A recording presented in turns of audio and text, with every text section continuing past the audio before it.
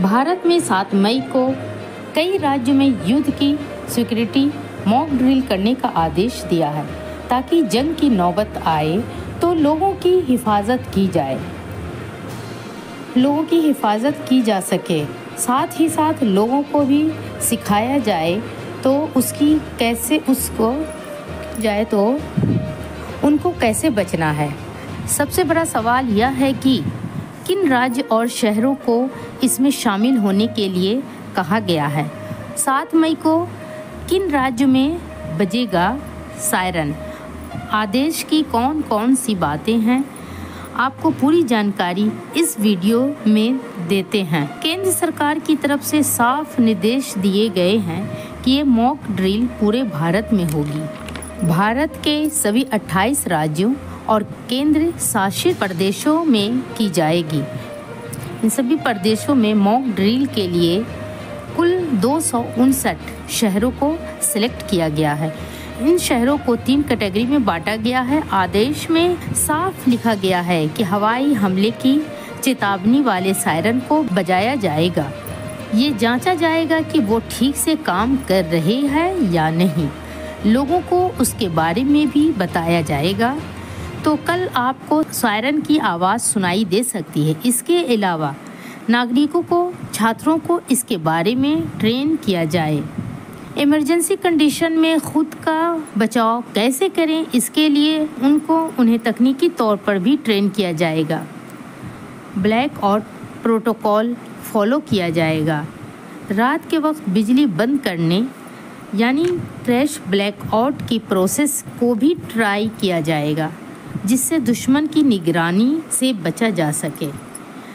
बिजली के ठिकानों, सरकारी कार्यालयों और सैन्य प्रतिष्ठानों जैसे इम्पोर्टेंट इंस्टीट्यूशन को छिपाने के लिए कैमोफ्लेज तकनीकों का इस्तेमाल किया जाएगा।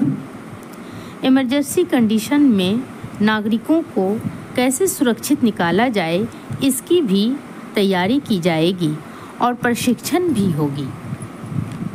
इंडियन एयरफोर्स की तरफ से हॉटलाइन पर और रेडियो पर मिल रहे संदेशों को भी सुना जाएगा। आपको बता दें कि इस मॉक ड्रिल का मकसद हवाई हमलों या फिर किसी इमरजेंसी कंडीशन में बचाने के लिए खुद को जागरूक करना है।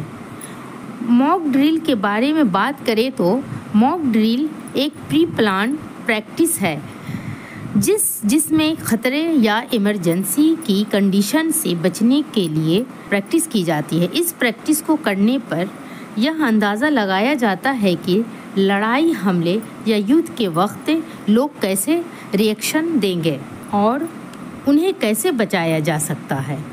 कई बार तो बिल्कुल असल जैसी कंडीशन बनाई जाती है, जैसे आग लगना, आतंकी हमला या भूकंप जैसी परिस्थितियां पैदा करना। दोनों देशों के बीच बन रहे युद्ध के आसार ये बता रहे हैं कि किसी भी वक्त इमरजेंसी कंडीशन सामने आ सकती है, इसलिए पहले से ही सतर्क रहना बहुत ज़रूरी है। मॉक ड्रिल से कुछ खास बातों के बारे में पता चलता है कि जिससे युद्ध की स्थिति में बेहतर परफॉर्मेंस करके लोगों को बचाया जा सकता है। भारत में इससे पहले भारत पाकिस्तान के 1971 के युद्ध के वक्त मॉक ड्रिलिंग की गई थी।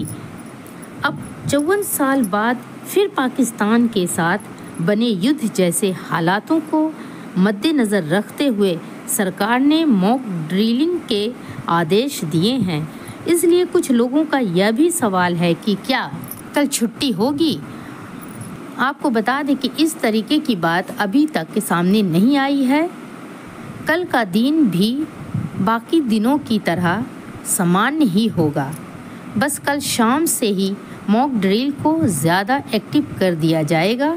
सायरन बजेंगे, एयरक्राफ्ट का प्रशिक्षण होगा और शायद अंधेरा भी हो सकता है, इसलिए घबराने की कोई ज़रूरत नहीं है। तो चलिए अब आपको वो लिस्ट दिखाते हैं जहाँ जहाँ ये मॉक ड्रिल होनी है।